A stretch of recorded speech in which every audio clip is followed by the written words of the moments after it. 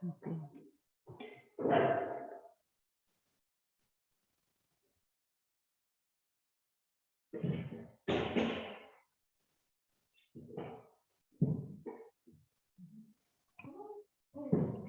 Baik, terima kasih untuk kesempatannya. Kami di sini dari kelompok 7 akan mempresentasikan materi mengenai analisis aktivitas operasi. Sebelumnya, kenapa sih bab ini tuh penting untuk kita bahas? Nah, menganalisis aktivitas bisnis suatu perusahaan itu merupakan suatu langkah awal untuk melihat adanya aktivitas-aktivitas bisnis perusahaan yang berkaitan dengan fungsi keuangan. Nah, ada beberapa jenis aktivitas yang berkaitan dengan fungsi keuangan, salah satunya analisis aktivitas operasi ini. Kami dari kelompok 7 yang beranggotakan Jesslyn Alvina dengan NIM 20036, Suryaning Perwita dengan NIM 20103, Melisa Yuliana Sari dengan NIM 20120, dan saya sendiri Alexandra Fonda 20139 akan menjelaskan tentang analisis aktivitas operasi pada hari ini. Teman-teman diharapkan bisa memperhatikan presentasi dari awal hingga akhir, dan untuk pertanyaan yang sudah masuk di dalam WA Group akan kami jawab setelah presentasi maupun secara tertulis kepada teman-teman. Next. Untuk pokok bahasan yang akan kami bahas pada hari ini ada 10 pokok bahasan. Yang pertama ada pengukuran laba, yang kedua ada pos tidak berulang, yang ketiga pengakuan pendapatan, yang keempat beban tangguhan, yang kelima imbalan kerja tambahan, yang keenam biaya bunga. Next. Yang ketujuh ada pajak penghasilan, yang kedelapan ada pos tidak berulang, yang kesembilan ada akuntansi ISO, dan yang terakhir ada arus kas. Untuk yang pertama, pengukuran laba, terdapat dua konsep alternatif laba, yakni laba ekonomi dan juga laba permanen. Laba ekonomi atau economic income mengukur perubahan kekayaan bersih pemegang saham selama satu periode. Sedangkan laba permanen atau permanent income adalah estimasi laba rata-rata stabil yang diharapkan akan diperoleh dari bisnis selama umur hidupnya dengan kondisi bisnis saat ini. Nah, laba akuntansi itu dapat divisualisasikan menjadi tiga komponen. Komponen yang pertama ada komponen permanen atau berulang, atau yang sering disebut dengan permanen or recurring komponen, di mana setiap dolar sama dengan 1 per R dolar dari nilai perusahaan. R di sini adalah biaya modal. Komponen yang kedua ada komponen sementara atau transitory komponen, di mana setiap dolar hampir sama dengan 1 dolar nilai perusahaan. Dan yang terakhir ada komponen yang tidak relevan terhadap nilai atau sering disebut value irrelevant komponen yang tidak relevan untuk penilaian. Next. Nah, dalam pengukuran laba akuntansi ini ada pendapatan dan keuntungan, juga beban dan kerugian.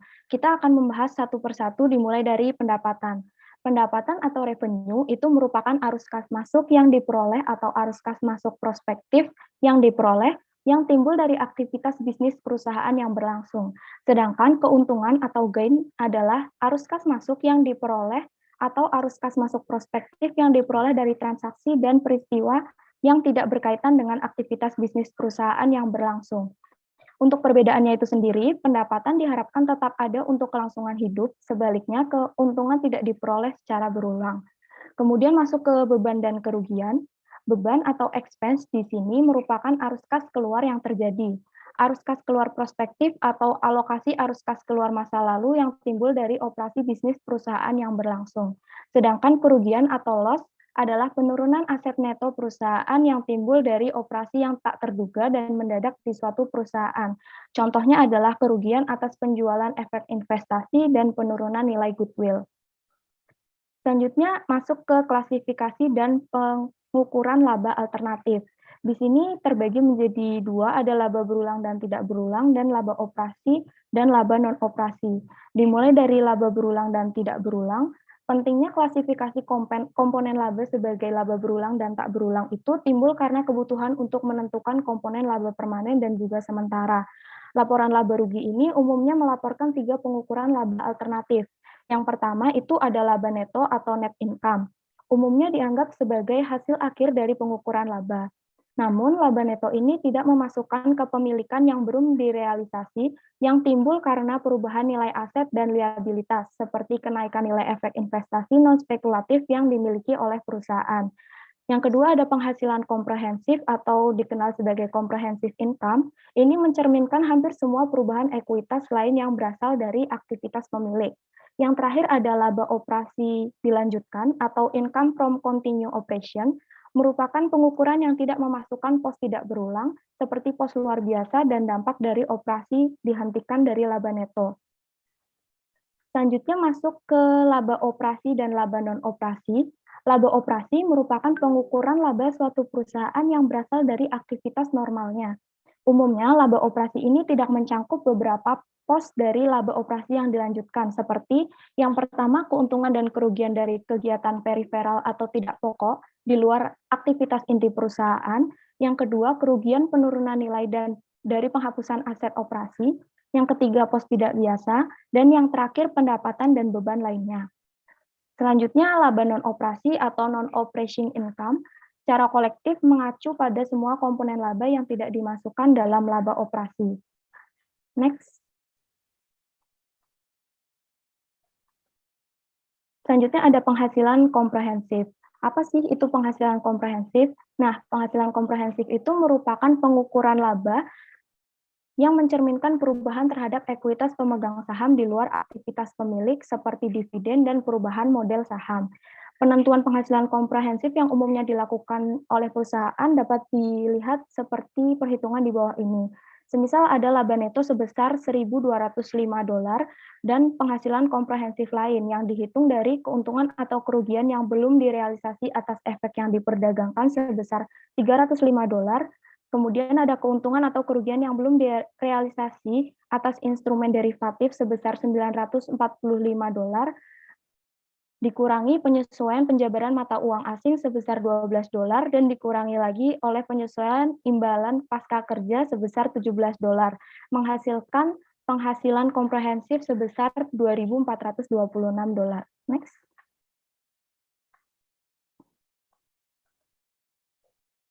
Untuk topik yang kedua ada pos tidak berulang. Agar dapat ada pos luar biasa. Agar dapat memenuhi syarat sebagai pos luar biasa, itu suatu pos itu harus memiliki dua sifat berikut, yakni tidak biasa dan jarang terjadi. Sifat yang tidak biasa atau unusual nature merupakan suatu peristiwa atau transaksi yang memiliki tingkat ketidaknormalan yang tinggi dan tidak berkaitan dengan atau hanya secara insidental berhubungan dengan aktivitas biasa dan umum perusahaan. Sifat yang kedua, jarang terjadi, merupakan suatu peristiwa atau transaksi yang umumnya tidak diharapkan akan terjadi di masa mendatang. Nah, pos luar biasa ini dilaporkan setelah dikurangi pajak sebagai pos yang terpisah dalam laporan laba rugi setelah laba dari operasi dilanjutkan. Perusahaan juga diminta untuk tidak melaporkan keuntungan dan kerugian tertentu sebagai pos luar biasa karena memiliki sifat tidak biasa dan diharapkan akan terjadi lagi sebagai konsekuensi dari kebiasaan dan kelanjutan aktivitas bisnis.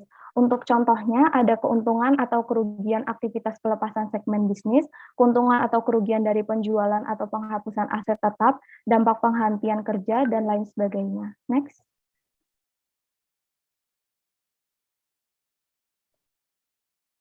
Selanjutnya ada operasi dihentikan.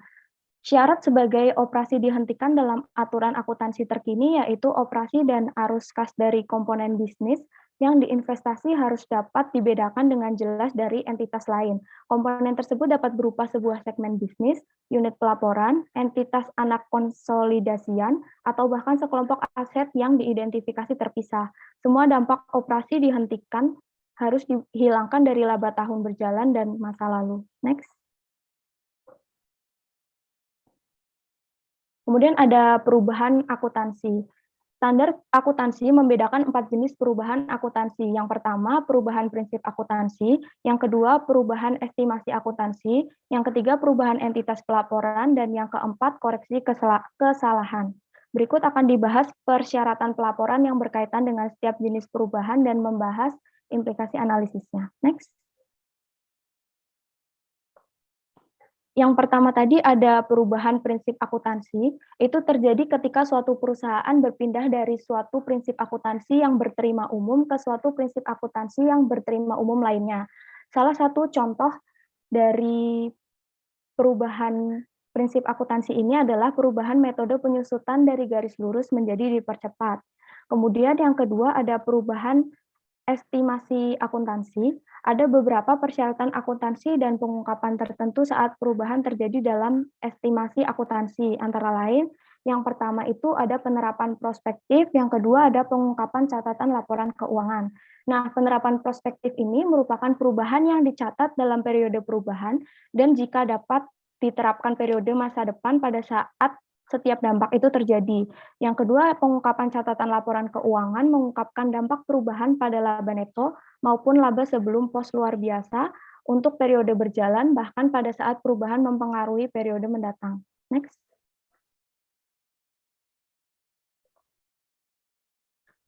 Nah, dalam analisis perubahan akuntansi ini terdapat 5 hal yang harus dipertimbangkan analis dalam menganalisis perubahan akuntansi.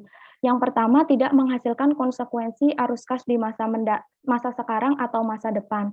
Perubahan akuntansi merupakan perubahan yang bersifat kosmetik dan tidak menghasilkan konsekuensi arus kas di masa sekarang maupun masa depan.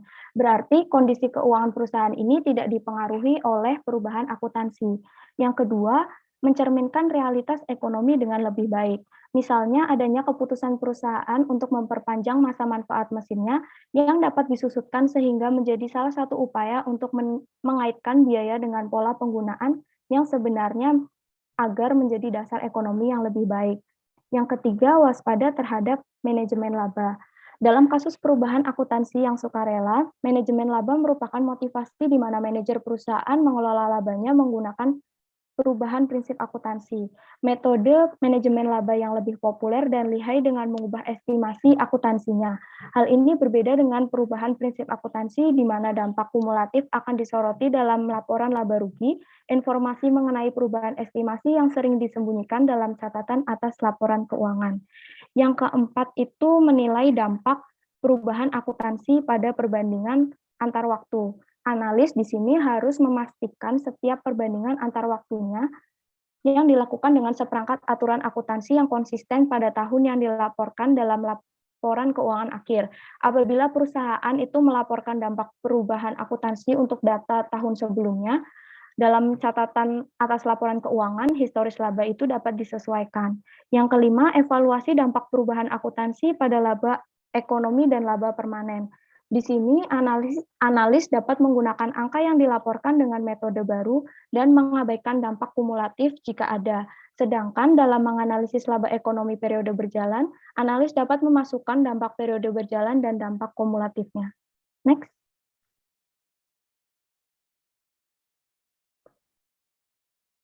Dalam pos tidak berulang ini ada pos khusus. Pos ini biasanya dilaporkan dalam pos terpisah pada laporan laba rugi sebagai bagian laba dari operasi yang dilanjutkan. Namun, seringkali pos khusus ini disebut dengan pos non-rutin yang tidak memenuhi kriteria klasifikasi pos luar biasa. Pos khusus ini memberikan tantangan dalam analis, yakni implikasi ekonomi yang sangat rumit dan bersifat diskresioner sehingga membantu tujuan manajemen laba. Next.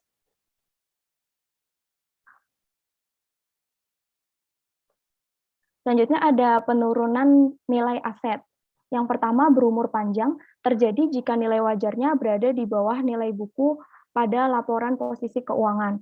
Hal ini biasanya dikaitkan dengan adanya penurunan nilai pasar aset, penurunan permintaan pasar atas output dari aset, teknologi yang ketinggalan zaman, serta perubahan strategi bisnis perusahaan. Penurunan aset ini merupakan produk sampingan konservatisme yang melaporkan pada nilai terendah dari biaya perolehan atau nilai pasar. Selanjutnya ada penurunan nilai aset lainnya, biasanya terjadi pada perusahaan yang terkadang menghapus jenis aset lain seperti piutang, persediaan, dan goodwill. Meskipun nilai persediaan dan piutang dapat ditentukan dengan akurasi yang wajar, penghapusan goodwill merupakan hasil dari proses penilaian dan dinilai cukup subjektif. Untuk materi selanjutnya akan dijelaskan oleh teman saya. Baik, sekarang saya akan melanjutkan yang beban restrukturisasi. Beban restrukturisasi ini berkaitan dengan perubahan besar dalam bisnis dan strategi perusahaan di mana biasanya ini melibatkan reorganisasi secara ekstensif yang tentunya akan menimbulkan biaya. Oleh karena itu, Perusahaan itu membuat provisi atau penyisihan untuk biaya program restrukturisasi termasuk akrual, pesangon, dan akrual penurunan aset. Provisi ini dibuat melalui beban restrukturisasi secara keseluruhan yang dibebankan ke laporan laba rugi tahun berjalannya sebagai pos khusus. Boleh next.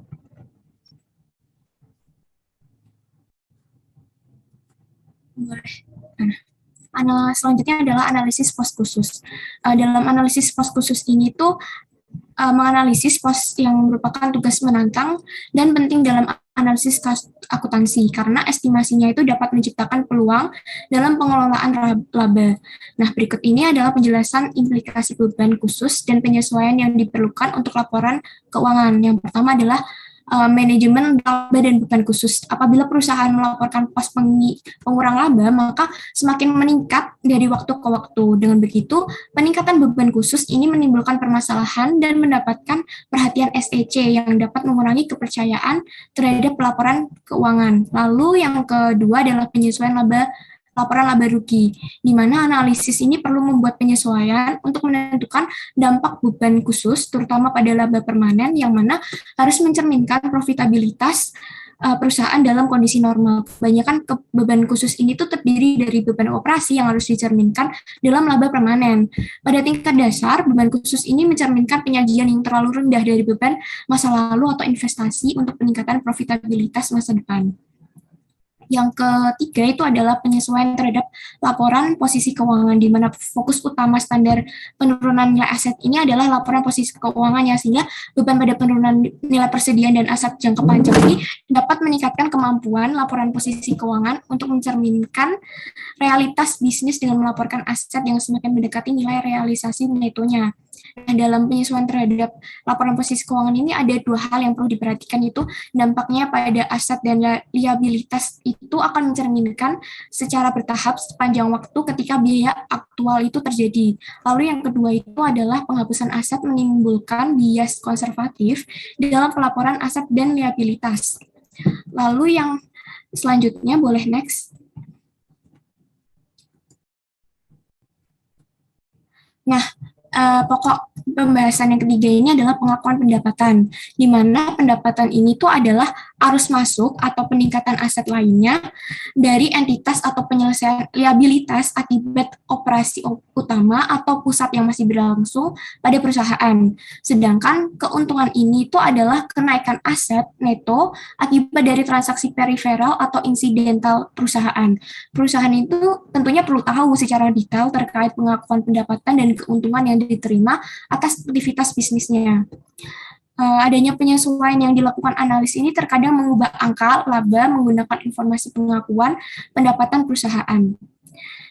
Berikut ini adalah panduan pengakuan pendapatan yang berdasarkan perspektif analisis itu, pengakuan pendapatan dan keuntungan akrual yang tidak tepat itu dapat memiliki satu dari dua konsekuensi yang tidak diinginkan, yaitu yang pertama, apabila perusahaan mencatat pendapatan lebih awal atau terlambat, maka pendapatan itu akan dicatat pada periode yang salah, serta yang kedua adalah apabila perusahaan mencatat pendapatan sebelum kepastian realisasi yang wajar, maka pendapatan itu mungkin akan dicatat dalam satu periode dan kemungkinannya itu akan dibatalkan atau dibalik di lain periode, sehingga akan menimbulkan penyajian laba yang terlalu tinggi pada periode pertama dan menyajikan laba yang terlalu rendah pada periode berikutnya. Boleh next. Nah, berikut ini adalah penjelasan terkait pencapaian kriteria pengakuan pendapatan dalam berbagai kondisi khusus, yaitu yang pertama, itu adalah ketidakpastian dalam penagihan pendapatan.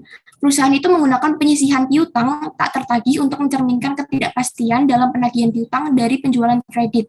Jika tidak terlalu yakin dengan penagihan piutang, maka perusahaan itu membuat penilaian berdasarkan kondisi secara konservatif, liberal, dan juga optimis. Namun, jika penagihan piutang sudah tidak lagi dapat dipastikan, maka hendaknya itu dapat mengikuti prosedur umum guna menangguhkan pengakuan pendapatan sampai kas dapat ditagih kembali. Lalu yang kedua ini adalah pendapatan ketika terdapat hak pengembalian.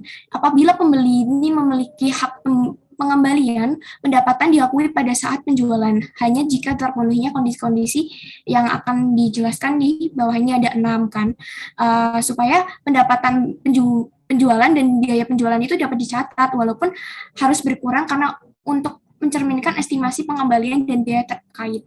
Jika kondisi-kondisi yang 6 poin ini adalah tidak terpenuhi, maka pengakuan pendapatan itu akan ditunda gitu. Nah, yang dari 6 poin ini adalah yang pertama, itu harga substansial saat tanggal penjualan. Yang kedua, itu adalah pembeli membayar kepada penjual tidak tergantung pada penjualan kembali. Dan yang ketiga itu kewajiban pembeli pada penjual tidak berubah meskipun terjadi pencurian atau kerusakan produk. Yang keempat, pembeli memiliki substansi ekonomi dari penjual. Dan yang kelima, itu penjual tidak memiliki kewajiban signifikan untuk kinerja masa depan terkait dengan penjualan. Dan yang terakhir, pengembalian dapat diestimasikan dengan wajar. Boleh next. Pendapatan waralaba atau franchise. Ini standar akuntansi untuk pemberi waralaba itu mensyaratkan agar pendapatan fee waralaba itu dari penjualan hanya diakui ketika semua jasa material atau kondisi yang terkait dengan penjualan tersebut secara substansial itu telah dilakukan oleh pemberi waralaba. Pengaturan fee waralaba yang umum ini juga sebagai berikut. Yang pertama, itu pengaturan pembiayaan produk, di mana pengaturan berupa perjanjian yang melibatkan pengalihan atau akuisisi persediaan oleh sponsor, yang pada dasarnya ini merupakan cara untuk membiayai persediaan. Apabila pihak yang menanggung risiko dan imbalan kepemilikan mengalihkan persediaan kepada pembeli dan dalam transaksi terkait, itu sudah setuju untuk menjamin harga penjualan kembali atas penjualan produk kepada pihak ketiga. Lalu yang kedua itu adalah pendapatan berdasarkan kontrak, di mana akuntansi atas kontrak konstruksi jangka panjang ini memiliki permasalahan konseptual dalam penentuan pendapatan dan keuntungan. Maka menurut GAAP itu mensyaratkan perusahaan untuk menggunakan metode persentase penyelesaian jika terdapat estimasi yang wajar untuk biaya penyelesaian kontrak secara progres terhadap penyelesaian kontraknya. Dasar umum dalam estimasi laba itu juga adalah mencatat bagian total laba yang diestimasi berdasarkan rasio biaya yang dikeluarkan sampai saat ini, lalu dibagi juga dengan total biaya yang diperkirakan. Lalu yang ketiga ini adalah pendapatan yang belum diterima, di mana jumlah pendapatan yang masih belum diakui dan disajikan dalam laporan posisi keuangan ini tuh diakui sebagai liabilitas. Misalnya dalam kontrak kinerja jangka panjang terdapat pendapatan yang biasanya tuh ditagihkan di muka. Nah, hal ini disebabkan oleh pengakuan pendapatan secara proporsional selama keseluruhan periode kontrak. Boleh next. Nah, berikut ini adalah penjelasan terkait kondisi yang menyebabkan adanya keraguan terkait pengakuan pendapatan. Yaitu yang pertama itu adalah kurangnya modal ekuitas yang substansial dalam entitas pembeli selain yang diberikan oleh penjual. Yang kedua, keberadaan liabilitas kontingensi seperti kejaminan utang atau perjanjian yang mensyaratkan penjual untuk memberikan kas kepada entitas pembeli dalam kondisi-kondisi tertentu. Dan yang ketiga, penjualan aset atau operasi yang secara historis ini tidak menghasilkan arus kas operasi yang memadai untuk mendanai pelayanan utang masa depan dan harapan dividen. Nah, ketika perusahaan itu mendapatkan persyaratan untuk memberikan kas kepada entitas pembeli, berdampak pada validitas pengakuan pendapatan. Pendapatan itu juga harus tidak diakui gitu loh, sampai arus kas dari aktivitas operasi itu cukup untuk mendanai pelayanan utang dan persyaratan dividen. Selain itu, pendapatan harus tidak diakui sampai investasi perusahaan dalam entitas pembeli dapat atau bisa segera dikonversi menjadi kas, dan perusahaan itu juga tidak memiliki kewajiban lebih lanjut dalam bentuk jaminan utang atau perjanjian lain yang mensyaratkan untuk membuat investasi tambahan pada entitas pembeli. Boleh next. Pokok pembahasan yang keempat adalah beban tangguhan, di mana beban tangguhan ini merupakan biaya yang telah terjadi dan ditangguhkan karena beban tersebut itu diharapkan akan dapat memberikan manfaat di masa depan. Makin rumit aktivitas usaha, makin besar pula jumlah dan bentuk beban yang ditangguhkan. Contohnya, biaya penelitian dan pengembangan serta pengeluaran untuk perangkat lunak. Motivasi untuk penangguhan biaya ini juga adalah agar untuk mengaitkan biaya dengan manfaat yang diharapkan akan lebih baik. Nah, motivasi ini tuh mendasari kapitalisasi seluruh aktivitas jangka panjang. Yang pertama, itu penelitian dan pengembangan, di mana aktivitas penelitian ini dapat bertujuan untuk penemuan baru dan aktivitas pengembangan yang merupakan penjabaran dari penelitian. Nah, aktivitas penelitian dan pengembangan ini tidak mencakupi perubahan rutin atau periodik pada operasi yang berlangsung seperti penelitian pasar dan aktivitas pengujian. Dalam penelitian dan pengembangan ini terdapat akuntansi untuk penelitian dan pengembangan dan analisisnya. Lalu yang kedua adalah beban perangkat lunak, di mana pengembangan perangkat lunak komputer ini tuh merupakan aktivitas khusus yang tidak sesuai dengan pengeluaran umum dan aktivitas R&D, yang dimana pengembangan perangkat lunak ini bertujuan untuk pemasaran aktivitas berkelanjutan yang secara langsung itu mengarah pada pendapatan saat ini ataupun masa depan.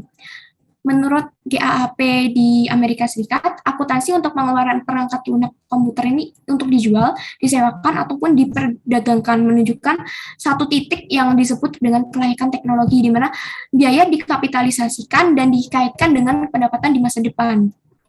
Lalu yang ketiga ini adalah biaya eksplorasi dan pengembangan dalam industri pertambangan, di mana pencairan cadangan deposit itu yang baru atas sumber daya alam baru itu merupakan hal yang penting bagi perusahaan yang bergerak dalam industri pertambangan tentunya, sebagaimana aktivitas R&D ini atau pencarian dan pengembangan sumber daya alam ini menggambarkan aktivitas yang berisiko tinggi, di mana risiko yang terkait itu ketidakpastian, dan dalam penentuan labanya tuh ketidakpastian ini menimbulkan masalah dalam pengukuran dan pengakuan.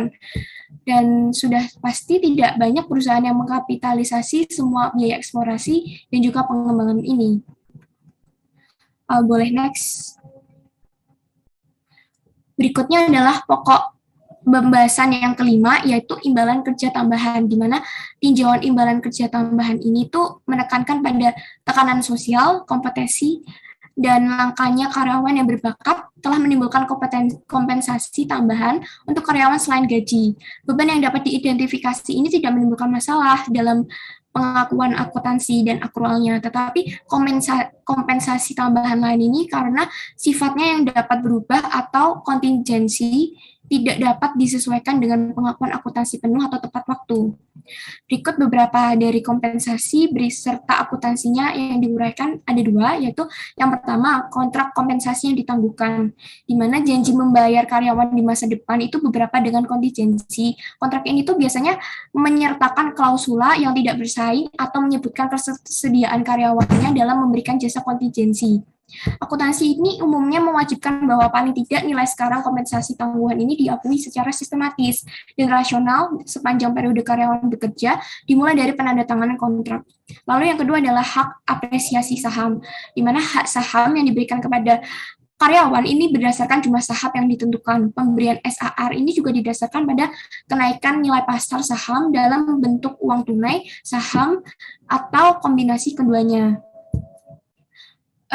Dalam hak apresiasi saham ini juga dilakukan dengan metode penyesuaian terhadap beban kompensasi. Lalu berikutnya, boleh next. Berikutnya adalah opsi saham karyawan, di mana bentuk kompensasi insentif yang paling umum ini adalah opsi saham karyawan, karena alasannya adalah untuk meningkatkan kinerja dengan memberikan karyawan kepemilikan pada perusahaan, dan karenanya itu dapat menyatukan insentif karyawan dan juga perusahaan, sarana untuk menarik karyawan yang berbakat dan juga giat berusaha. Dalam pemberian kompensasi kepada karyawan ini tanpa perlu mencatat biaya yang merupakan bentuk kompensasi karyawan, namun tidak memiliki dampak langsung terhadap arus kas. Lalu dalam karakteristik kompensasi ini tuh opsi saham karyawan ini merupakan kesempatan kontraktual yang diberikan oleh perusahaan kepada karyawan, di mana karyawan ini tuh dapat membeli sejumlah saham perusahaan pada harga yang telah ditentukan pada atau setelah tanggal yang telah ditentukan di masa depan. Opsi saham karyawan ini terdiri atas dua kategori besar, yaitu insentif dan tanpa kualifikasi. Lalu opsi saham insentif atau menguntungkan dari segi pajak ini tidak dikenakan pajak sampai saham dijual oleh karyawan. Boleh next.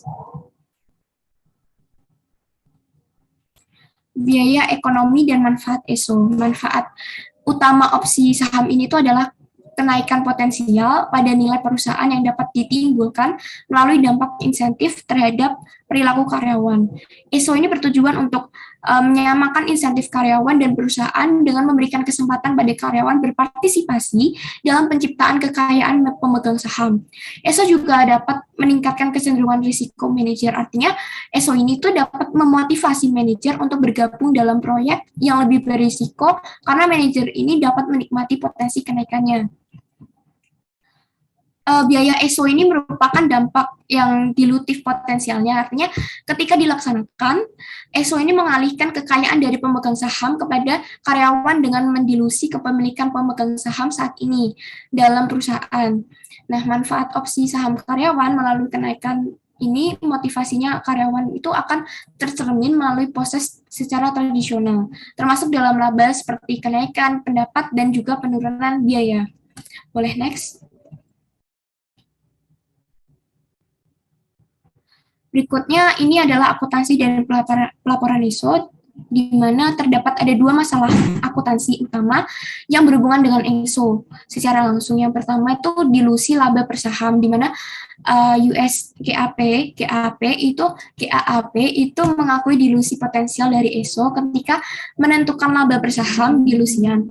Metode saham treasury ini juga menentukan tingkat dilusi berdasarkan harga pelaksanaan dan harga saham yang kini. Lalu yang kedua adalah beban kompensasi, di mana US GAAP ini mengharuskan perusahaan itu mengakui biaya ISO dalam laba, di mana nilai wajar dari pemberian ISO ini ditentukan pada tanggal pemberian dengan mengalihkan jumlah opsi yang diberikan dengan nilai wajar setiap opsi. Meskipun beban kompensasi berbasis saham ini dibebankan pada laba, beban ini tuh juga tidak dilaporkan sebagai baris pos terpisah dalam laporan laba rugi. Boleh next?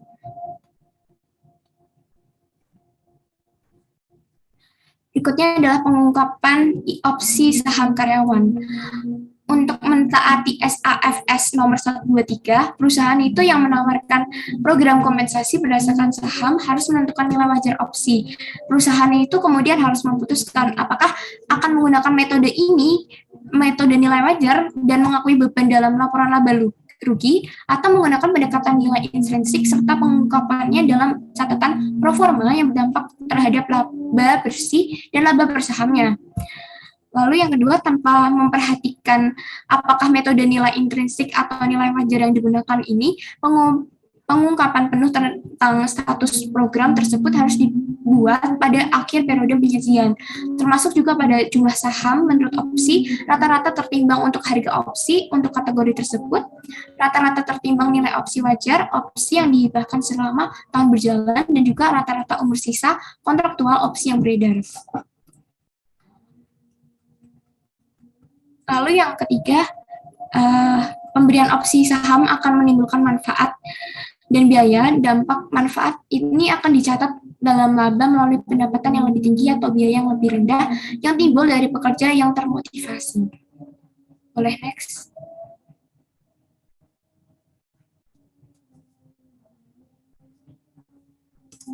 Nah, dari pokok pembahasan yang ke-6 ini adalah biaya bunga, di mana bunga ini atau interest itu adalah merupakan kompensasi atas penggunaan uang, di mana bunga ini juga merupakan kelebihan kas yang dibayarkan atau dikumpulkan di atas jumlah uang yang dipinjam atau dipinjamkan. Berikut adalah perhitungan bunga, di mana beban bunga perusahaan ini merupakan tingkat nominal yang dibayarkan pada pendanaan utang, termasuk juga pada kasus obligasi, amortisasi diskon, ataupun premium. Kesulitan akan timbul saat perusahaan ini tuh menerbitkan utang konversi atau utang dengan weran. Situasi ini menimbulkan tingkat nominal yang lebih di bawah biaya utang, serupa dengan ketika tidak memiliki fitur tambahan ini. Selanjutnya akan dijelaskan oleh teman saya, Melisa. Baik, di sini saya akan melanjutkan presentasi.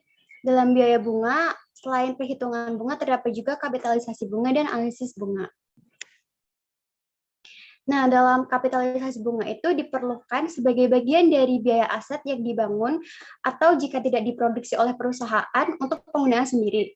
Tujuan dari kapitalisasi bunga adalah mengukur biaya akuisisi suatu aset secara lebih akurat dan mengamortisasikan biaya akuisisi terhadap pendapatan yang dihasilkan oleh aset tersebut. Lalu ada analisis bunga. Untuk menilai dampak kapitalisasi bunga terhadap laba bersih, analis itu harus mengetahui jumlah kapitalisasi bunga saat ini yang dibebankan pada laba melalui penyusutan dan amortisasi. Analis juga memerlukan jumlah untuk menghitung fixed charge coverage ratio secara lebih akurat. Boleh next. Lalu topik yang ketujuh ada pajak penghasilan. Nah, di dalam pajak penghasilan ini, beban pajak penghasilan merupakan biaya bisnis yang substansial. Terdapat perbedaan temporer dan permanen. Di mana perbedaan temporer itu adalah perbedaan yang bersifat sementara dan diharapkan akan dibalik di masa depan. Nah, perbedaan ini juga merupakan perbedaan waktu antara akuntansi pajak dan JAAPP. Lalu perbedaan permanen adalah perbedaan yang bersifat tetap. Dalam perbedaan permanen ini akan terjadi peraturan pajak GAPP memiliki perbedaan yang fundamental dalam memperlakukan pos-pos tertentu. Boleh next. Nah, berikut ini terdapat perbedaan temporer dan permanen antara laba JAAP dan laba kena pajak. Pada perbedaan temporer ini terdapat dua bagian, di mana terdapat diakui lebih awal pada pajak daripada GAAP, dan yang kedua diakui kemudian pada pajak daripada GAPP. Lalu pada perbedaan komponen ini terdapat beberapa poin-poin, teman-teman bisa baca sendiri di RMK yang telah dibagikan oleh kelompok. Boleh next.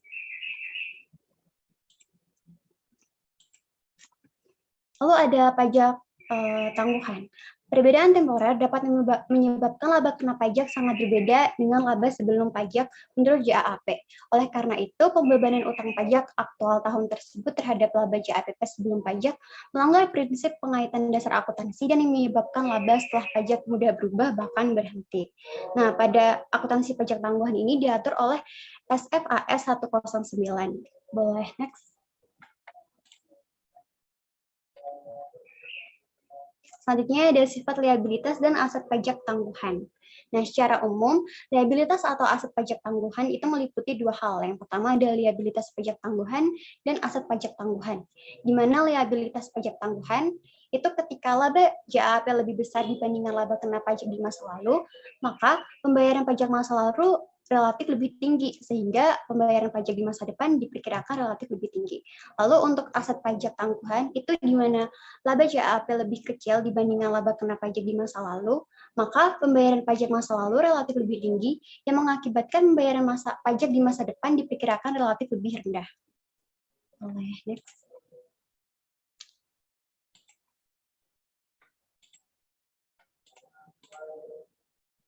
Yang selanjutnya ada analisis pajak penghasilan. Dalam analisis pajak penghasilan ini terdapat poin-poin.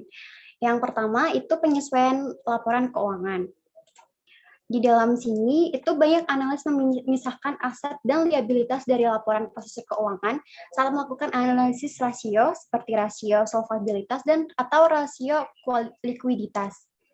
Nah, untuk mengecualikan likuiditas, liabilitas dan aset pajak tangguhan dari laporan posisi keuangan itu harus menghilangkan dari tiap kelompok yang diklasifikasikan dan disesuaikan jumlah neto terhadap ekuitas. Poin yang kedua adalah menghitung nilai sekarang aset dan liabilitas pajak tangguhan.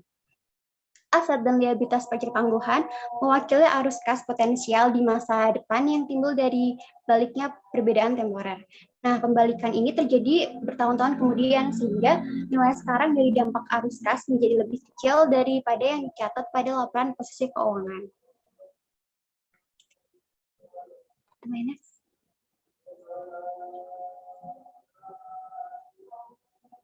Poin yang ketiga ada memperkirakan laba dan arus kas masa depan. Nah, pengungkapan pajak penghasilan berguna untuk memprediksi arus kas masa depan dengan memperhitungkan perbedaan permanen dan temporer dalam membuat prediksi arus kas. Yang pertama itu ada perbedaan permanen, di mana tarif pajak yang berlaku menentukan perkiraan untuk dampak pajak setiap tambahan dolar pada pendapatan. Nah, perkiraan yang lebih baik untuk rata-rata tarif pajak perusahaan adalah tarif pajak efektif untuk menganalisis sifat perbedaan permanen agar dapat membuat perkiraan komponen permanen tarif pajak efektif secara lebih baik. Lalu ada perbedaan temporer. Nah, perbedaan temporer ini berguna untuk membuat prediksi arus kas. Dan di dalam membuat prediksi arus kas, perlu perkiraan waktu untuk membalik penangguhan dan penundaan di masa depan yang mengkompensasikan dampak pembalikan aset dan liabilitas pajak tangguhan. Boleh next. Poin yang keempat itu ada menganalisis perbedaan permanen dan temporer. Nah, analis harus mengevaluasi mengapa tarif pajak efektif berbeda dari tarif pajak yang berlaku dengan memeriksa komponen yang menyebabkan perbedaan.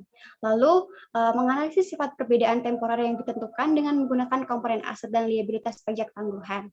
Lalu ada mengevaluasi apakah penangguhan dapat dibalikan, lalu yang terakhir, membuat perkiraan seberapa cepat pembalik dapat dilakukan. Boleh, next. Lalu poin yang terakhir dari analisis pajak penghasilan adalah manajemen laba dan kualitas laba. Penyisian penilaian merupakan sarana dalam manajemen laba, sehingga analis harus berhati-hati apabila terjadi penurunan penyisihan penilaian karena perubahan tersebut merupakan percobaan manajemen laba. Nah, liabilitas dan aset pajak tangguhan tersebut menunjukkan bahwa laba JAAP di masa lalu lebih tinggi atau rendah daripada laba kena pajak. Boleh, next. Lalu topik yang ke-8 adalah laba per saham, di mana laba per saham ini digunakan dalam evaluasi kinerja operasi dan keuntungan perusahaan. Hal ini penting dalam penghitungan laba per saham adalah pengakuan dampak potensial atas dilusi, di mana dilusi merupakan pengurangan laba per saham akibat efek dilutif yang dikonversi menjadi saham biasa, pelaksanaan opsi saham biasa dan waran, atau penerbitan tambahan untuk mematuhi kontrak. Nah, di dalam laba per saham ini terdapat kesesuaian antara perhitungan dan persyaratan pelaporan atas laba per saham, yaitu menyajikan laba per saham dasar dan laba per saham dilusian pada laporan laba rugi perusahaan dengan struktur kompleks dan mensyaratkan rekonsiliasi dari pembilang dan penyebut laba per saham dasar terhadap laba per saham dilusian. Boleh, next. Nah, ini terdapat dua struktur. Yang pertama ada struktur modal sederhana, di mana struktur modal sederhana hanya terdiri atas saham biasa dan efek senior yang tidak dapat dikonversi dan tidak termasuk efek yang berpotensi dilutif.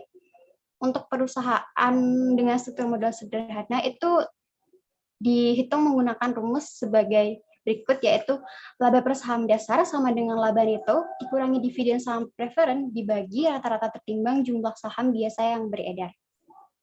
Boleh, next. Nah, struktur yang kedua yaitu struktur modal kompleks, di mana ketika suatu perusahaan memiliki struktur modal yang kompleks, itu akan memiliki efek yang berpotensi dilutif yang beredar seperti efek konversi, opsi, waran, dan perjanjian penerbitan saham lain yang sejenis.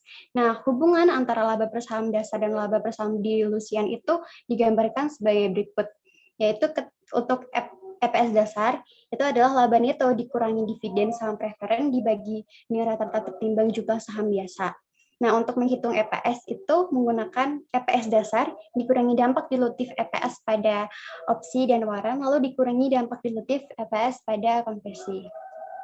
Nah, laba per saham dasar itu adalah perhitungan laba per saham untuk perusahaan dengan struktur modal kompleks sama dengan perusahaan dengan struktur modal sederhana.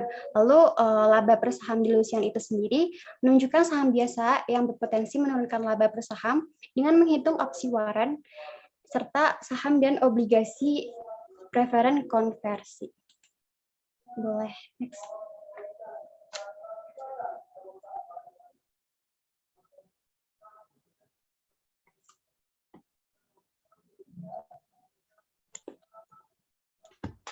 Untuk selanjutnya, untuk penghitungan laba per saham, apabila struktur modal tersebut berpotensi dilutif yang beredar, seperti efek konversi, opsi waran, dan perjanjian penerbitan saham lain yang sejenis, apabila iya, berarti merupakan struktur modal kompleks. Apabila tidak, berarti merupakan struktur modal sederhana.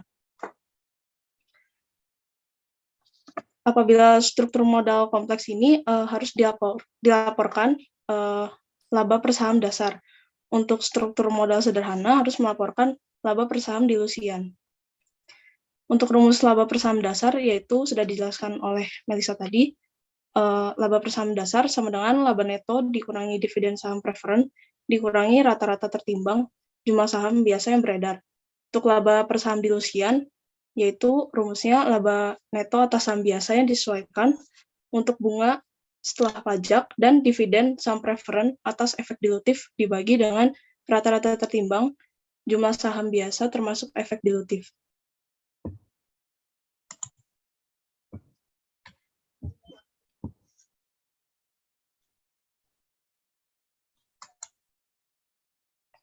Berikut contoh penghitungan laba per saham. Dicontohkan bahwa saham biasa sebesar 1 juta saham beredar sepanjang tahun, saham preferen 500.000 saham beredar sepanjang tahun, obligasi konversi sebesar 5 juta dolar dengan 6% obligasi, dan dikonversi sebesar 200.000 lembar saham biasa. Untuk opsi saham karyawan, itu sebesar dengan pembelian 100.000 saham biasa seharga 30 dolar yang beredar sepanjang tahun. Untuk rata-rata harga pasarnya 40 dolar dengan laba neto 3 juta dolar, dividen saham preferen sebesar 50.000 dolar, dan tarif pajak marginal sebesar 35%. Untuk penghitungannya, laba per saham dasar, yaitu laba neto dikurangi dividen saham preferen dibagi dengan rata-rata tertimbang jumlah saham biasa beredar.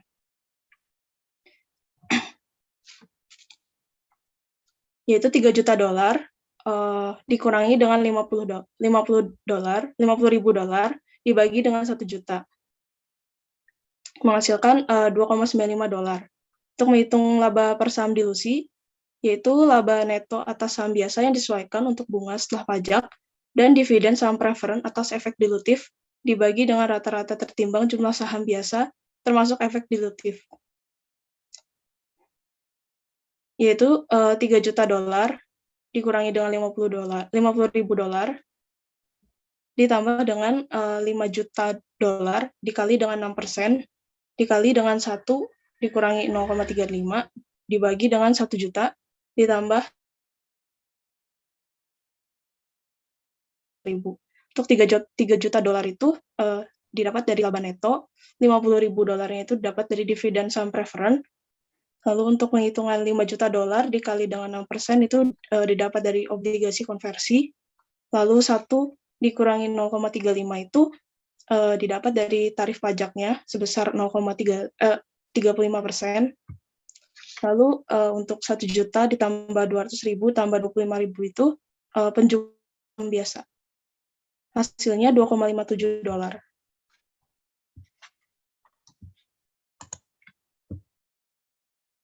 Untuk selanjutnya menghitung kenaikan neto saham karena adanya eksekusi opsi karyawan. Untuk penghitungannya, saham yang dibeli saat eksekusi opsi sebesar 100.000 dengan harga pelaksanaannya dikalikan dengan 30 dolar, lalu mendapatkan hasil yang diperoleh setelah eksekusi sebesar 3 juta dolar, dibagi dengan rata-rata harga pasar saham biasa sebesar 40 dolar. Untuk pembelian kembali saham menggunakan hasil opsinya itu sebesar 75.000. Lalu untuk kenaikan neto saham karena eksekusi opsinya berarti 100.000 dikurangi dengan 75.000 sebesar 25.000.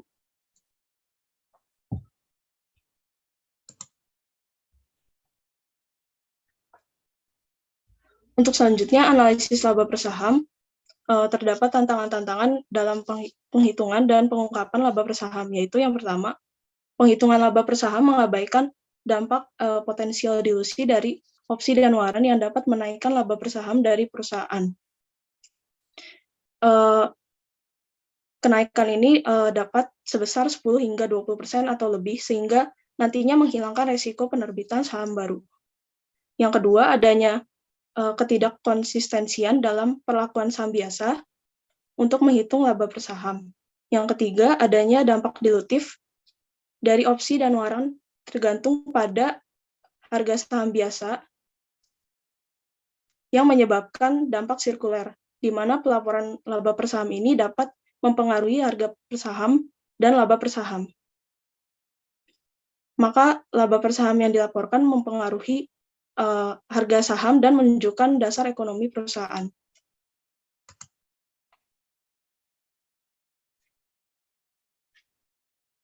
Untuk topik selanjutnya, akuntansi ESO. Untuk akuntansi ESO ini, yang pertama kita menentukan IPS dilusian. Dalam menentukan IPS dilusian ini, kita harus mempertimbangkan dampak saat menentukan laba per saham dilusian dengan dua opsi, yaitu yang pertama opsi in the money, di mana harga pelaksananya itu di bawah harga saham. In the money ini merupakan efek dilutif yang berpotensi mendilusi kepemilikan ekuitas pemegang saham dan termasuk dalam penghitungan laba per saham dilusian. Untuk opsi yang kedua yaitu out of the money. Harga pelaksananya itu di atas harga saham. Untuk opsi out of the money ini merupakan anti dilutif dan tidak dimasukkan dalam penghitungan laba per saham dilusian.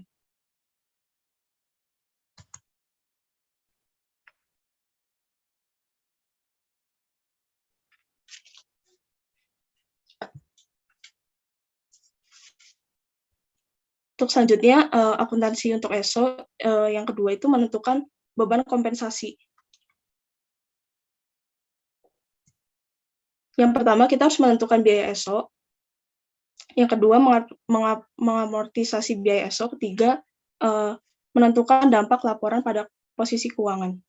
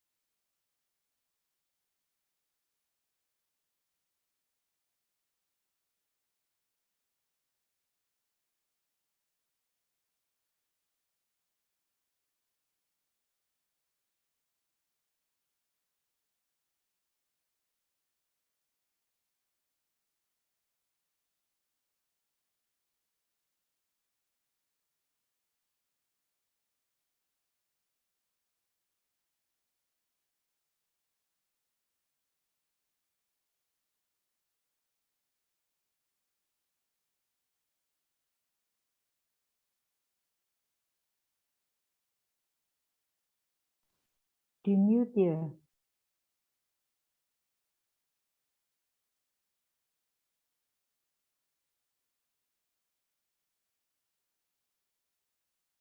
Yang membacakan siapa ya? Jesslyn, Itu di mute ya. sepertinya masih ada kendala jaringan, Bu. Oh, Mungkin begitu. bisa digantikan Tapi- teman lain. Iya, tapi juga dicoret kok sama dia kan. Berarti kan mic-nya nggak ada suaranya.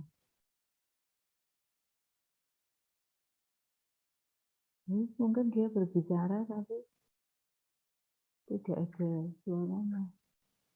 Katanya lagi error, Bu, Hmm. mic-nya.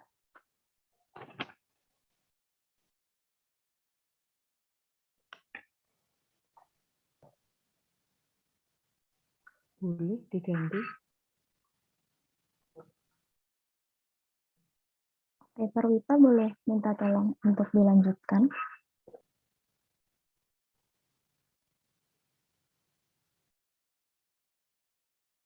Oke, berikutnya adalah akuntansi untuk ESO. Dalam akuntansi untuk ESO ini, yang pertama itu ada menentukan biaya kompensasi, di mana yang pertama menentukan biaya ESO itu merupakan biaya ESO sendiri itu merupakan hasil nilai wajar dan jumlah opsi yang diberikan. Nilai wajar ESO ini ditentukan dengan menerapkan model harga opsi atau model Black-Scholes atau Lattice pada tanggal pemberian opsi. Faktor-faktor yang mempengaruhi nilai wajar opsi ini ada 3, yaitu yang pertama, perkiraan umum opsi yang didasarkan pada perkiraan tanggal pelaksanaan. Lalu yang kedua, jumlah opsi yang diakui kompensasinya itu ditentukan dengan penyesuaian jumlah opsi yang diberikan terhadap perkiraan perputaran karyawan selama perkiraan umur opsi. Lalu yang terakhir, tidak ada penyesuaian atas biaya opsi, biaya ESO sekalipun nilai wajarnya berubah. Oke, yang kedua adalah mengamortisasi biaya ESO, di mana nilai wajar dari ESO ini diamortisasikan dengan metode garis lurus selama periode vesting. Beban kompensasi didasarkan pada amortisasi kumulatif dari semua ESO masa lalu dan saat ini yang belum vested. Lalu yang ketiga, itu dalam menentukan beban kompensasi pasti ada dampak laporan posisi keuangan, di mana beban kompensasi kumulatif ini dikreditkan ke komponen khusus ekuitas pemegang saham yang disebut modal disetor kompensasi saham. Selanjutnya, dialihkan ke modal disetor saham reguler ketika opsi dieksekusi. Boleh next? Nah, berikutnya ini aku aja. boleh. Oke. Makasih, Kak. Mohon maaf, Bu. Tadi saya sempat terpental dan mic-nya error. Oke, saya lanjutkan untuk topik yang 10, yaitu arus kas.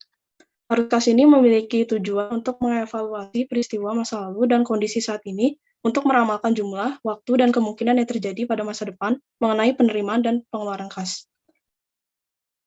Dalam arus kas ini, terdapat keputusan bisnis yang dilakukan untuk menentukan arus kas dan kehidupan perusahaan serta laporan arus kas.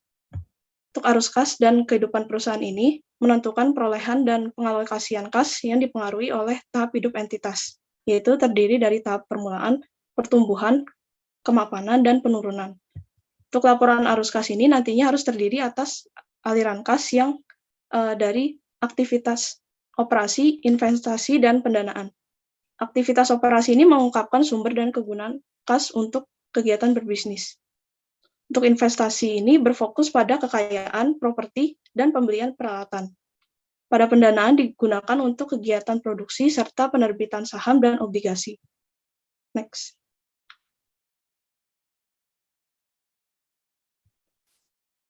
Untuk selanjutnya, arus kas dari aktivitas operasi. Aktivitas operasi adalah sumber kehidupan perusahaan dan arus kas merupakan ukuran keuangan perusahaan. Arus kas dari aktivitas operasi ini melaporkan kas bersih yang dihasilkan oleh aktivitas utama dari suatu bisnis, seperti menjual barang atau menyediakan jasa. Untuk evaluasi arus kas operasi ini bertujuan untuk mengetahui kemampuan atau ketidakmampuan perusahaan dalam memperoleh kas dari waktu ke waktu. Next. Lalu ada metode laporan arus kas operasi. Itu ada dua metode. Yang pertama, metode arus kas operasi secara langsung dengan menggunakan pendekatan laba rugi. Dalam metode ini melaporkan kas yang dikumpulkan dari pendapatan dan dibayarkan untuk biaya. Untuk metode arus kas operasi tidak langsung dengan menggunakan pendekatan rekonsiliasi. Metode ini melaporkan arus kas operasi berdasarkan laba yang disesuaikan. Next. Untuk selanjutnya, mengubah arus kas operasi tidak langsung menjadi arus kas operasi langsung. Informasi pelaporan ini membantu menentukan tren-tren, perbandingan antar perusahaan, dan menghubungkan arus kas dengan analisis likuiditas. Hal ini mengubah arus kas operasi tidak langsung menuju basis langsung, sehingga dapat menentukan seberapa banyak kas yang dikumpulkan oleh perusahaan dari para konsumen, dan nantinya digunakan untuk membayar kegiatan operasi. Proses pengkonversian dari arus kas operasi tidak langsung menjadi arus kas operasi langsung ini menggolongkan laporan laba rugi dari bagian operasi dan menentukan kas yang dikumpulkan ke setiap bagian komponen tersebut. Next. Untuk topik yang terakhir yaitu mengartikan arus kas operasi.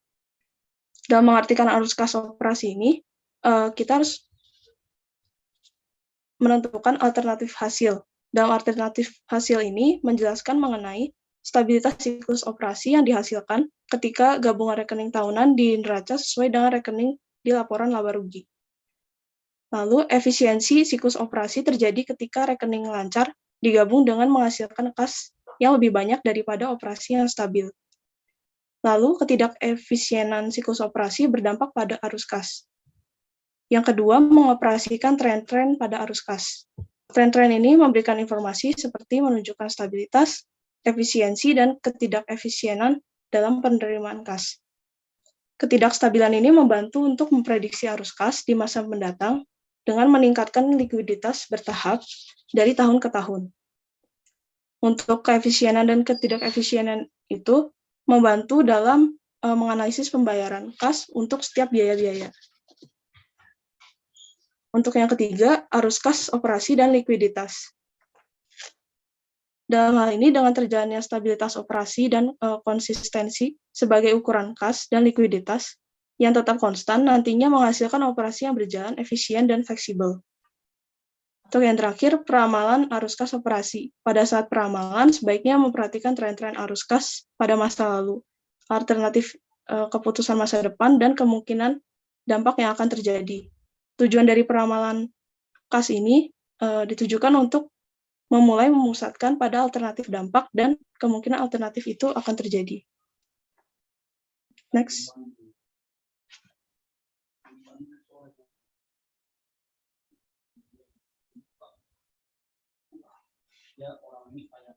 Next.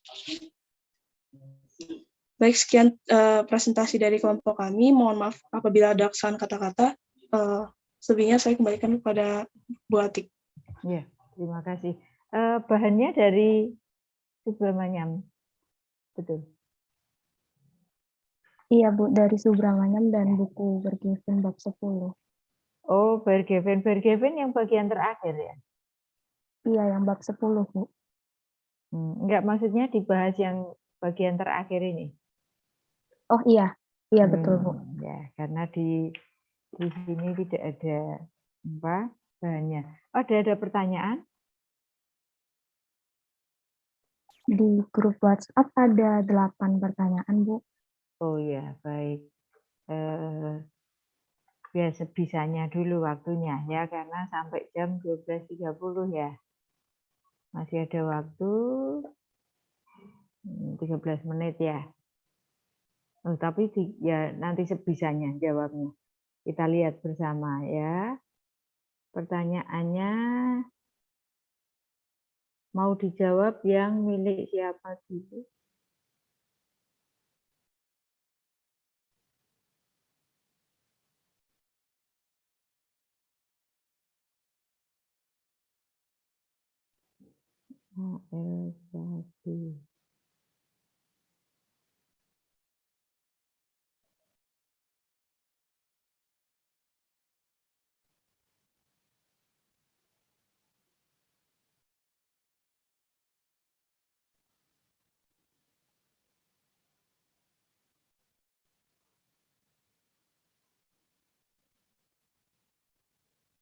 Terakhir bertanya pukul berapa ya, Bu?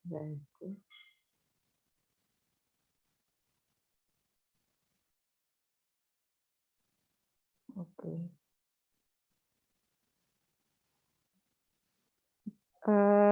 Jumlah pertanyaannya dari kelompok berapa? Mengizinkan ada berapa? 8 pertanyaan Bu. Ya, berarti batasnya 8. Iya. Ya, sudah ditutup ya. Sudah Bu. Boleh langsung Ya. dijawab Bu? Ya, boleh. Yang nomor berapa supaya saya catat pertanyaannya apa? Baru masuk hari ini ya? Kemarin sore Bu. Oh, kemarin sore. Saya belum lihat. Oke, mau yang siapa ini? Oke, kami mencoba menjawab ya Bu. Yang pertama yang nomor 5 dari Crescentia F. Prilita dengan NIM 20031. Pertanyaannya, pada slide ke-7 dikatakan bahwa syarat sebagai pos luar biasa harus memiliki sifat tidak biasa dan jarang terjadi. Maksud dari sifat tidak biasa dan jarang terjadi itu seperti apa? Terima kasih. Nah, jadi sifat tidak biasa atau unusual nature merupakan suatu peristiwa atau transaksi yang memiliki tingkat ketidaknormalan yang tinggi dan tidak berkaitan dengan atau hanya secara insidental berhubungan dengan aktivitas biasa dan umum perusahaan. Singkatnya, sifat ini itu tidak normal dan tidak berhubungan atau hanya kebetulan berhubungan dengan aktivitas rutin. Contohnya restrukturisasi atau dampak penghentian kerja. Sedangkan sifat jarang terjadi itu atau yang sering disebut dengan infrequent occurrence merupakan suatu peristiwa atau transaksi yang umumnya tidak diharapkan akan terjadi kembali di masa mendatang dan tidak diharapkan terjadi dalam jangka waktu pendek. Untuk contoh-contoh pos luar biasa itu sendiri, contohnya ada kerugian akibat pengambil alihan aset oleh pemerintah asing, keuntungan restrukturisasi utang bermasalah, dan penghapusan aset tak berwujud. Mungkin dari saya sekian, Bu. Terima kasih. Iya, baik. Oke, betul. Ini dari 081. Oke, berarti catat nanti. Nomor 5 ya, berarti nomor 5 sudah.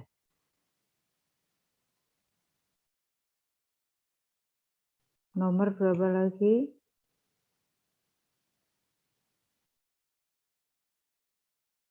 Saya ingin mencoba menjawab pertanyaan dari Francisca, nomor 6, Bu.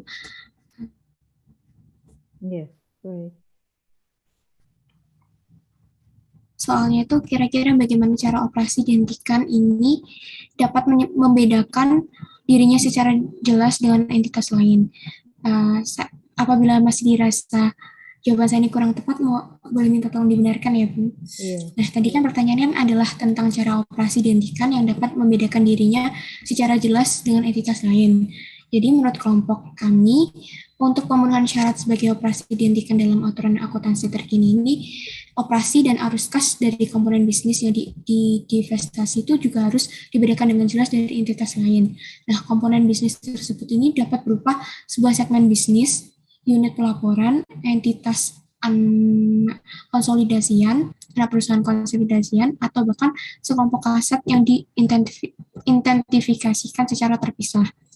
Dalam penentuan komponen operasi dihentikan ini juga dibutuhkan beberapa pertimbangan karena terdapat ketergantungan pada sifat dan skala bisnis perusahaan yang mana tiap perusahaan ini bisa berbeda, atau misal di perusahaan A ini tuh berlaku, tapi di perusahaan B ini tidak berlaku. Selain itu, perusahaan juga dapat mencatat keuntungan dan juga kerugiannya itu dari operasi dihentikan ketika mereka itu menjual hak pengendaliannya kepada entitas anak perusahaan konsolidasian. Lalu dari menurut USGAA dan IFRS ini juga akuntansi dan pelaporan atas operasi ini dihentikan bisa dilakukan dengan 2 tahap. Yang dalam untuk tahun berjalan dan 2 tahun sebelumnya ini semua pos dan pada laporan laba ruginya itu akan digunakan untuk menentukan laba dari operasi dilanjutkan yang disajikan kembali setelah mengeluarkan dampak operasi dihentikan. Lalu dampak operasi dihentikan dilaporkan secara terpisah setelah dikurangi pajak, lalu di bawah laba dari operasi yang dilanjutkan.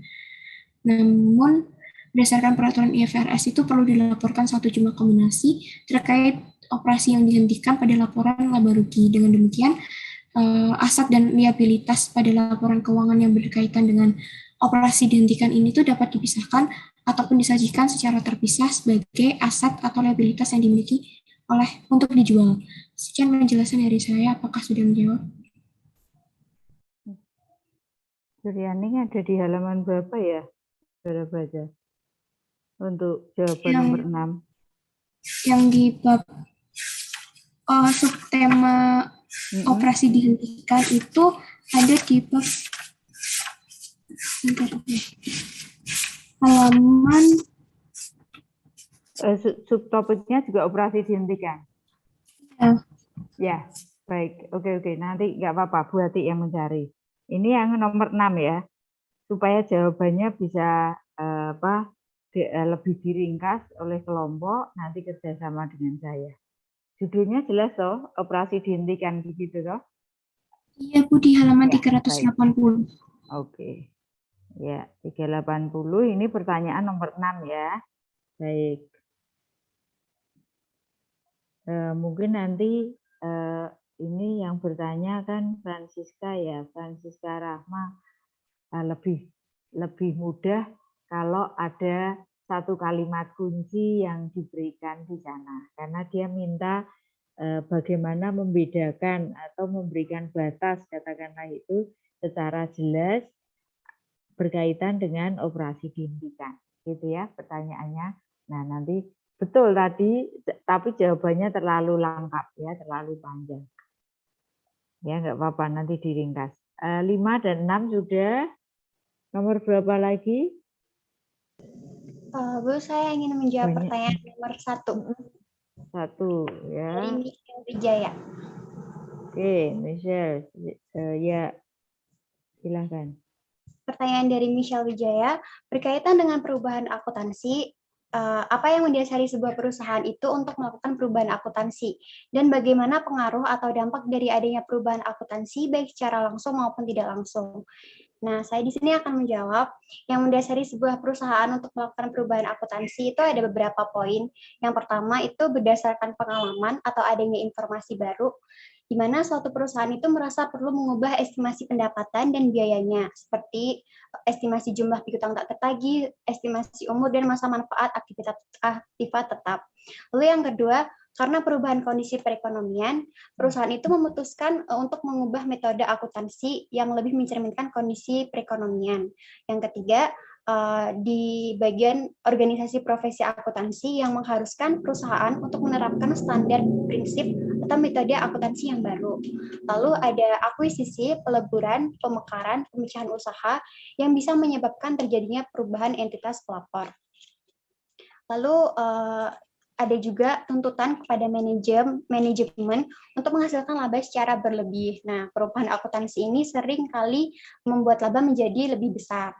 Nah, karena itu akuntan harus tetap menetapkan manfaat atau kegunaan informasi sebagai pertimbangan utama di dalam menyajikan informasi akuntansi. Lalu untuk pertanyaan yang selanjutnya itu dampak perubahan akuntansi secara langsung maupun tidak langsung.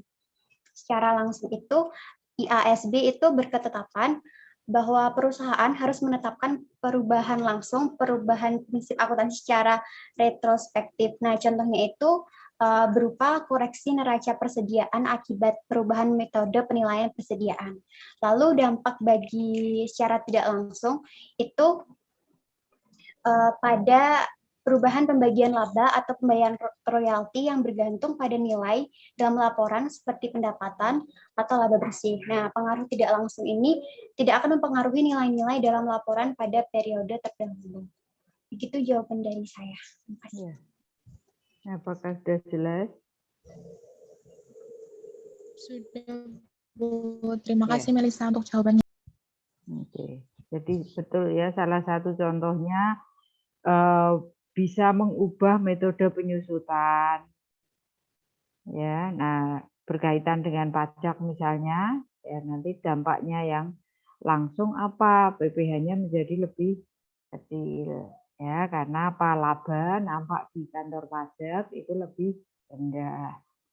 Ini yang paling gampang dicontohkan salah satunya itu. Ya, Michelle, tapi tadi ada banyak contoh sudah diberikan kelompok. Baik, ada 3 pertanyaan yang sudah dijawab. Mungkin satu lagi ya, dipilih kelompok karena ada 8, satu lagi saja cukup. Nanti sisanya yang tertulis. Baik Bu, saya coba menjawab Nomor 2 atau nomor 1? pertanyaan nomor 4 Bu, dari Ya. Kak Vina Dwi Putri dengan NIM 19122. Pertanyaannya mengenai komponen laba berulang dan tidak berulang. Saya kurang paham bagaimana menentukan laba yang berulang dan tidak berulang. Nomor berapa? Nomor 4 ya. 4, Bu. Ya. Jadi laba berulang dan tidak berulang ini itu perlu diidentifikasi dalam menentukan komponen laba permanen dan sementara. Laba berulang itu mengukur perubahan bersih kekayaan pemegang saham selama satu periode dan pada umumnya sama dengan arus kas bersih satu periode ditambah perubahan nilai sekarang arus kas yang diharapkan terjadi di masa depan. Singkatnya, laba berulang adalah laba yang diharapkan akan terus terjadi. Contohnya seperti pos-pos non-operasi, seperti beban bunga yang sifatnya itu berulang. Sedangkan laba tidak berulang itu biasa disebut laba tetap atau permanent income, merupakan suatu estimasi dari rata-rata laba stabil yang diharapkan akan diperoleh suatu usaha sepanjang usianya dengan mempertimbangkan kondisi usahanya saat ini.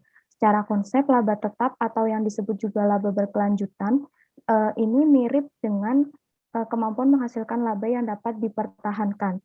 Singkatnya, laba tidak berulang ini adalah laba yang hanya sekali terjadi. Contohnya adalah kerugian persediaan akibat kebakaran yang merupakan kerugian dari operasi. Mungkin sekian dari saya, Bu. Terima kasih. Ya, baik. Vina, sudah jelas? Ada Sudah. di mana? Ya, baik. Fonda sudah. Baik, Kak. Sama-sama. Oke.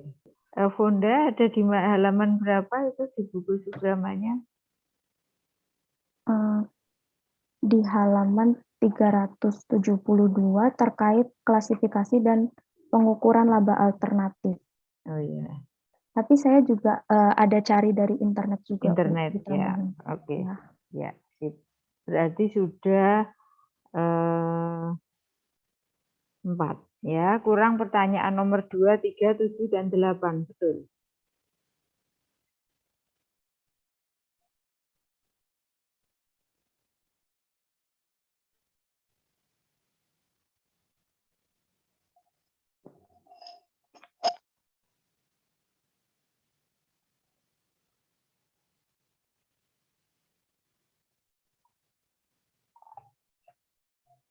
Benar ya? 2, 3, 7. Iya, 2, 3, 7, dan 8, Bu. Ya, yang dari Cindy itu berkaitan dengan earning per share atau laba per lembar saham ya. Apakah ini saling mempengaruhi gitu? Ya, itu kemudian masa ekonomi estimasi ya, estimasi masa ekonomis peralatan dikategorikan, apakah dikategorikan dalam perubahan estimasi akuntansi perusahaan. Oke, 5, 6 sudah, 7 panjang sekali, nanti saja. Oke, ya udah. 2, 3, 7, 8 nanti silahkan koordinasi dengan Bu Ati. Ya, yang 1, 4, 5, 6 sudah. Ini satu kelompok saja hari ini. Iya, Bu. Iya, Bu. Ya, oke. Baik, berarti Jumat depan masih kuliah ya? Masih seharusnya, Bu. Masih ya. Tapi kalau di nasional nggak tahu apakah 29. Tapi kita tetap kuliah, ada yang bisa toh, masih tetap kuliah bisa toh minggu depan? Bisa, Bu. Bisa ya, oke baik. Berarti bahannya, materinya apa? Dari buku Bergevin nampaknya. Iya, Ibu. Oke. Bergevin chapter keberapa saya? Mungkin mulai 11. Kalau tidak salah 10 itu hari ini toh. Iya, Bu. Yang 10 hari ini. Baik, 11 itu kalau tidak salah berkaitan dengan investasi. Ya, kalau tidak salah. Baik, Bu Ati. Ya, betul toh ya. Gitu. Iya, Bu. Lebih pendek materinya. Baik, sebelum saya tutup, saya presensi dulu Maria Yuliani. Hadir, Bu. Ya. Karensia Karensa Maria, oke. Ragil masuk, Ragil Nusa. Avelina Lourdes. Hadir, Bu. Ya. Bagus Wijanarko. Hadir, Bu. Ya. Kristianto. Hadir, Bu. Kristiadi. Ada, Bu. Ya. Yovinus. Hadir, Bu. Ya. Rizky. Hadir, Bu. Ya. Monika Dewi. Hadir, Ibu. Oke. Maria Helena. Hadir, Bu. Ya. Lucia. Hadir, Bu. Ya. Vina. Ada ya, Hadir, Bu. Vina. Ya. Natalia Dewi. Hadir, Bu. Ya. Baik. Gabriela Tasya. Hadir, Bu. Ya, Brian. Hadir, Bu. Ya, Cindy. Hadir, Bu. Ya, Gustina. Hadir, Bu. Oke, Marcelina Elisa. Hadir, Bu. Gusmiarti. Hadir, Bu. Ya, yang presensi hari ini sudah saya catat. Francisca Putri. Hadir, Bu. Ya, Marcelinus Bara. Hadir, Ibu. Oke. Francisca Rahma. Hadir, Ibu. Ya, Crescencia. Hadir, Bu. Ya, Carlos. Oke, Jesslyn ada, Matilda. Hadir, Bu. Ya, Valentina Stella. Hadir, Bu. Ya, Michelle. Bu, Ya, Hadir. ya, Michelle. Kak Ragil tadi hadir, Bu. Katanya Oh, iya. mic-nya bermasalah. Oh ya, baik. Terima kasih, Bu. Terima kasih ya infonya. Erna Melinda. Hilgard. Hadir, Bu. Ya, baik. Deborah. Hadir, Bu. Deborah, ya. Teresia Hadir, Bu. Ratri. Ya. Hadir, Bu. Ya. Yohana Aurel. Hadir, Bu. Ya, Suryaning ada, Melisa ada, Bonda ada, Angelica, Angel. Hadir, Ibu. Ya, Lulu. Hadir, Ibu. Ya, Vanessa. Hadir, Ibu. Oke, baik. Sudah semua, sepertinya masuk semua kelas B. Tidak, Bu, Erna maaf, Melinda. Bu. Ya, Tadi Erna Melinda sempat Masuk. ikut Zoom, Bu, tapi di tempatnya sedang gangguan jaringan, Bu, jadi tidak bisa masuk keluar lagi. sendiri. Oke. Ya, baik. Iya, Bu. Dia juga bilang di grup, Bu. Ya, baik. Di grup saya belum buka. Oke, masuk semua. Berarti Jumat depan masih kuliah, masih lanjutkan materi ya jam 11 sampai jam setengah 1.